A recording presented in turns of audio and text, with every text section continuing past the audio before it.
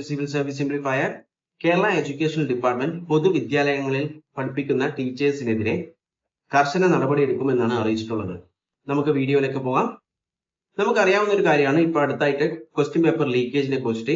ഇത് എഡ്യൂക്കേഷൻ ഡിപ്പാർട്ട്മെന്റിന് വലിയൊരു വീഴ്ചയായിട്ട് കണക്കാക്കപ്പെടുന്നു.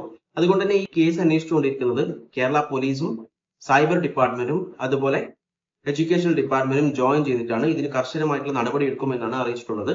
അതേസമയം കേരള എഡ്യൂക്കേഷൻ മിനിസ്റ്റർ പറഞ്ഞ ഒരു കാര്യം എന്ന് പറയുന്നത്, പൊതുവിദ്യാലയങ്ങളിൽ പഠിപ്പിക്കുന്ന ടീച്ചേഴ്സ് പ്രൈവറ്റ് ഇൻസ്റ്റിറ്റ്യൂട്ടിൽ വർക്ക് ചെയ്യുന്നുണ്ടെങ്കിൽ അവർക്കെതിരെ കർശന നടപടി എടുക്കുകയും അവരെ ജോലിയിൽ നിന്ന് പുറത്താക്കുകയും ചെയ്യുമെന്നാണ് അദ്ദേഹം പറഞ്ഞിട്ടുള്ളത്.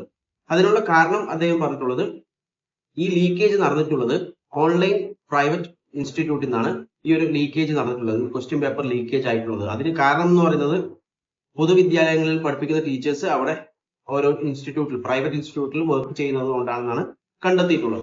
ഒരു പൊതുവിദ്യാഭ്യാസ സ്ഥാപനങ്ങളിലെ ടീച്ചർ മറ്റു പ്രൈവറ്റ് ട്യൂഷൻ സെന്ററിൽ പോയിട്ട് വർക്ക് ചെയ്യുമ്പോഴാണ് ഇങ്ങനത്തെ പ്രശ്നങ്ങൾ ഉണ്ടാവാനുള്ള സാധ്യത എന്നാണ് ഡിപ്പാർട്ട്മെന്റ് കണ്ടെത്തിയിട്ടുള്ളത്. അതുകൊണ്ട് തന്നെ അങ്ങനെ ഒരു വർക്കിംഗ് വേണ്ട എന്നാണ് പറഞ്ഞിട്ടുള്ളത്.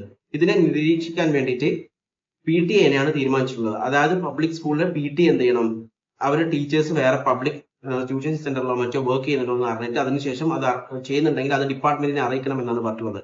ഒരു കാര്യം ചിന്തിക്കേണ്ടതുണ്ട്, നമ്മളുടെ വരും തലമുറയ്ക്ക് വേണ്ടിയിട്ടുള്ള നല്ലൊരു ഭാവിക്ക് വേണ്ടിയിട്ട് PTA ഇത് സത്യസന്ധമായിട്ട് ചെയ്യാൻ ശ്രമിക്കണം എന്നാണ് ഡിപ്പാർട്ട്മെന്റ് അറിയിച്ചിട്ടുള്ളത്. ഓക്കെ, വീഡിയോ ഇഷ്ടപ്പെട്ടാൽ ലൈക്ക് ചെയ്യുക, ഇൻഫോർമേറ്റീവ് ആയി തോന്നിക്കാൻ മറ്റുള്ളവരിലേക്ക് ഷെയർ ചെയ്യുക, നിങ്ങളുടെ അഭിപ്രായങ്ങൾ കോമെന്റ് ചെയ്യുക. And thanks for watching and stay tune for another video. Okay, thank you.